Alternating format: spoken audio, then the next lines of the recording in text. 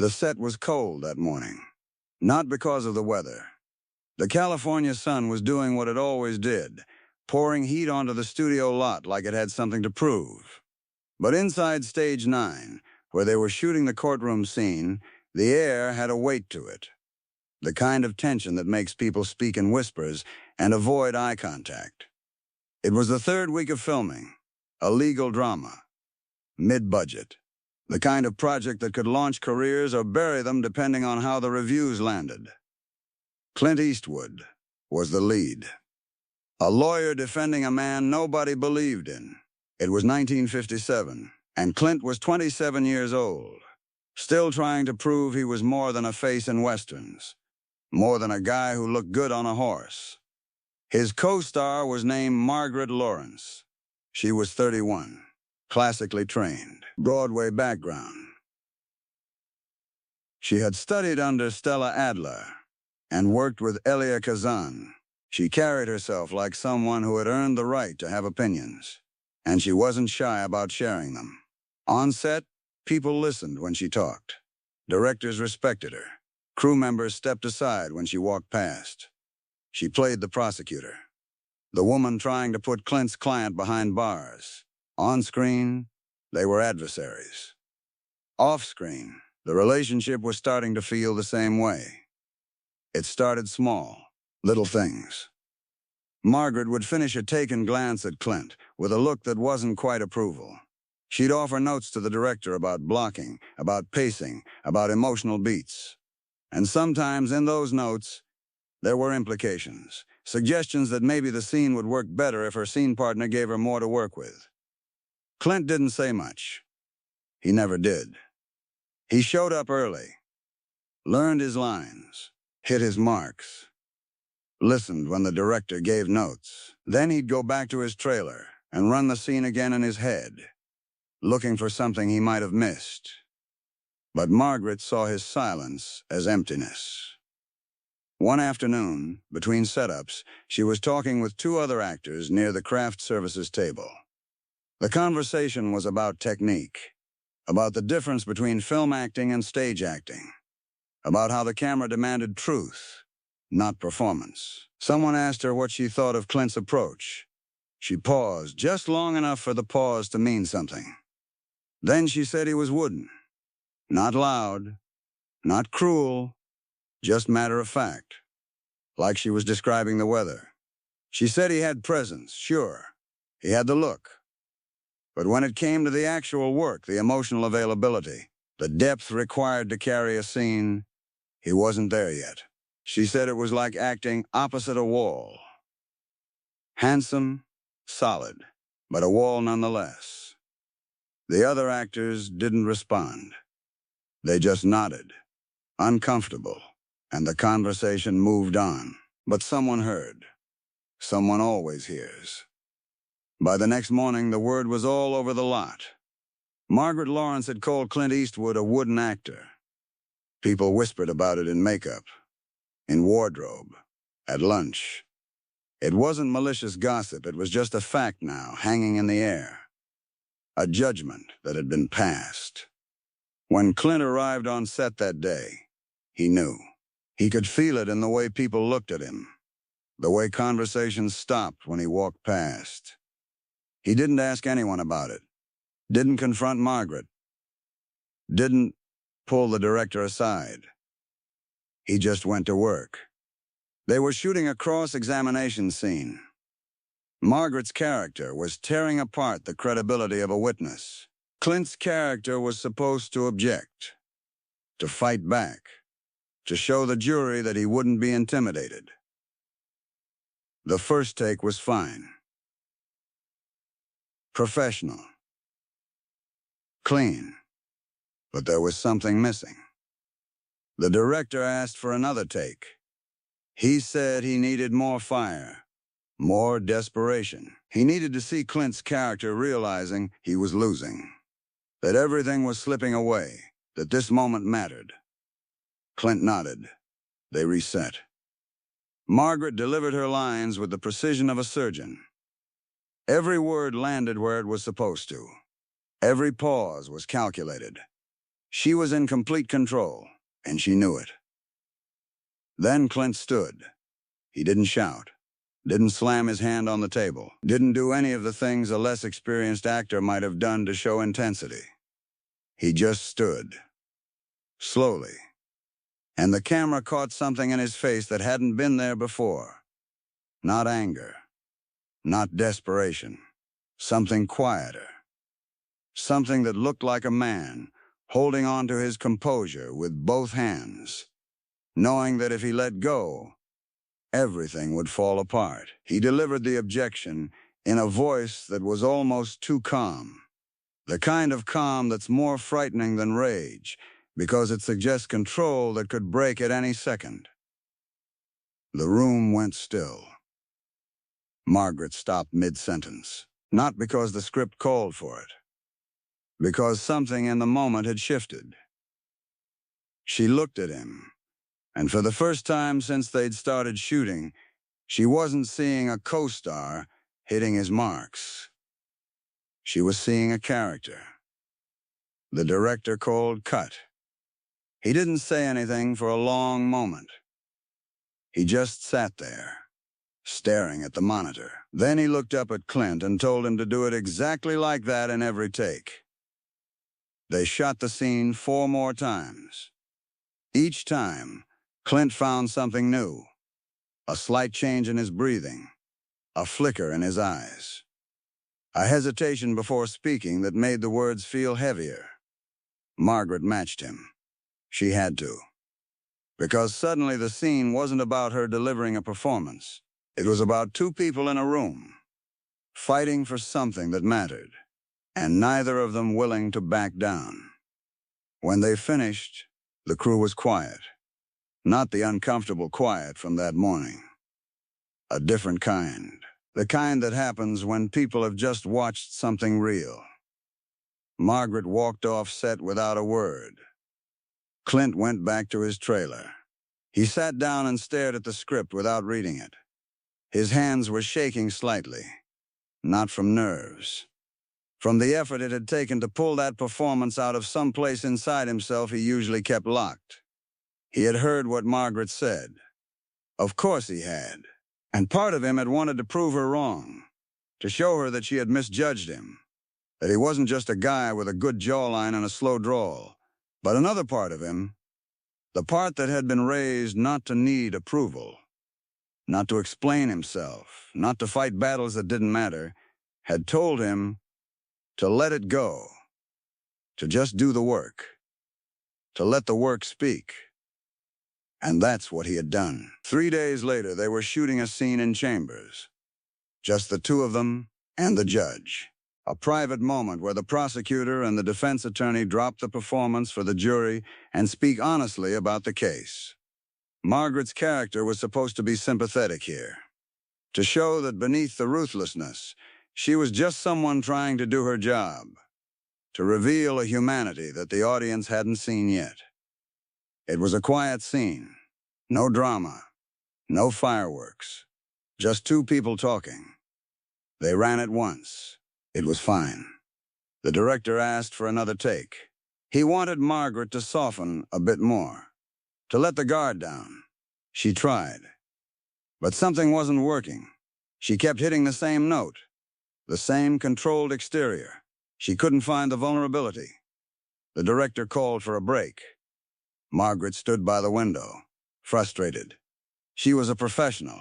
She knew what the scene needed, but she couldn't get there. Clint walked over. He didn't say anything at first. He just stood next to her, looking out the same window. Then, quietly, he said that maybe she was trying too hard. She turned to him, surprised, not offended, just caught off guard that he was talking to her about acting, about technique. He said that sometimes the best moments were the ones you didn't plan, the ones where you just listened, where you let the other person's words actually land instead of thinking about your next line.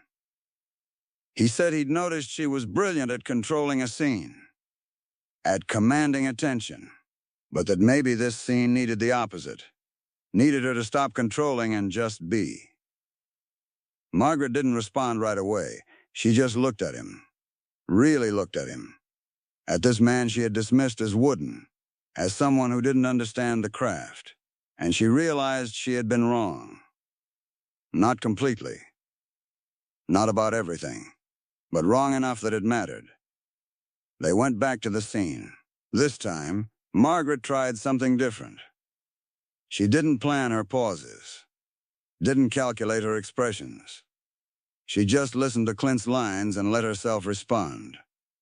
And it worked. The vulnerability came through, not because she was performing it, but because she had stopped performing and started trusting. The director called cut and said it was perfect. That night, Margaret went home and sat at her kitchen table with a cup of tea she didn't drink. She thought about the past 3 weeks, about her assumptions, about the way she had judged Clint before giving him a chance. She had called him wooden because he didn't act the way she acted, because he didn't show his process, because his approach was so different from hers that she had mistaken it for absence. But it wasn't absence. It was restraint. It was a different kind of craft, one that didn't announce itself, one that worked in the spaces between words instead of in the words themselves. She had been trained to fill every moment, to make every choice visible, to show the audience the work. Clint had been trained, or had trained himself, to do the opposite, to take away, to find the truth in what wasn't said, to trust that less could be more. Neither approach was wrong. They were just different, but she had judged his difference as deficiency, and she had said so, publicly enough that it had spread, loudly enough that it had hurt. The next morning she asked to speak with him before they started shooting. They met in his trailer. It was sparse. No photos on the walls, no awards, just a script on the table and a chair by the window. She told him what she had said. She didn't make excuses, didn't try to soften it. She said she had called him wooden, and she had been wrong. Clint listened without interrupting. She said that she had been so focused on her own way of working that she hadn't seen his, that she had mistaken his stillness for emptiness, his quiet for inability. She said he had taught her something in the past few days.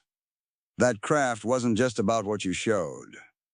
It was also about what you held back, about trusting the audience, trusting the camera, trusting the moment. She said she was sorry. Clint didn't say anything for a while. He just looked at her with that same calm expression he carried through most of his life. Then he smiled. Not big, just a little. He said he appreciated her telling him. He said he'd heard what she said, and it hadn't bothered him as much as she might think. He said people had been underestimating him his whole life, and he'd learned a long time ago that the only person he needed to prove anything to was himself. He said he respected her work, that she was one of the best actors he'd ever worked with, that he'd learned from watching her too. He said they were different, but different wasn't bad. It just meant they had different tools, and if they could figure out how to use those tools together, they might make something worth watching. Margaret left that trailer feeling lighter than she had in weeks. But she didn't leave it there. 2 days later, she called a journalist she knew, a woman who covered entertainment for a major newspaper. She asked if they could meet for coffee. When they sat down, Margaret told her the story. The whole thing. What she had said. Why she had been wrong. What Clint had taught her. How she had apologized. The journalist asked if she was sure she wanted this on the record. Margaret said she was certain. She said that if she was going to criticize someone publicly, even unintentionally, she needed to correct the record publicly too. The article ran the following week. It wasn't a big story. It didn't make the front page, but it was there, in the arts section, under a headline about collaboration and humility. Margaret Lawrence, respected stage actress. admitting she had misjudged her co-star, explaining what she had learned, praising Clint Eastwood not just as an actor, but as a teacher. People noticed. Not everyone, but enough. Other actors read it. Directors, casting agents, people who had written Clint off as just another handsome face with limited range. The film came out 6 months later. It didn't break box office records, didn't win major awards, but the reviews were solid, and more than one critic mentioned the chemistry between the leads. The way Eastwood and Lawrence played off each other, the tension that felt real because it was rooted in mutual respect, in two very different styles finding common ground. Clint's career continued, slowly at first, then faster. He became the man with no name, the cop who didn't play by the rules, the director who trusted silence more than dialogue. He became, in many ways, the exact opposite of Wooden. He became iconic for his stillness, for the way he could say everything by saying nothing. Margaret's career continued too. She worked steadily for another 30 years. Stage and screen. She became known not just for her talent, but for her integrity, for her willingness to admit when she was wrong. They never worked together again, but they stayed in touch.